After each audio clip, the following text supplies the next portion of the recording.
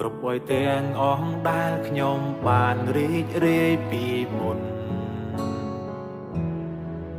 គ្រប់វេលាដែលខ្ញុំបានឆ្លងកាត់ដល់ពេលនេះរាល់ពេលវេលាដែលខ្ញុំដើរឆ្លងកាត់លោកនេះ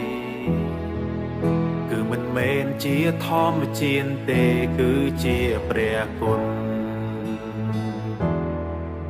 សូរិយារាំងឡើងពេលព្រឹងល្ងាចអស្ដងគុណក្លិនក្រអូបនៃផ្កានិងផលផ្លែតាមរដូវរាល់ពេលវេលានៃរដូវកាលបានផ្លាស់ប្ដូរ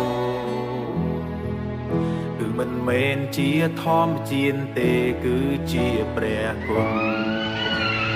គឺជាព្រះគុណព្រះគុណព្រះគុណព្រះគុណ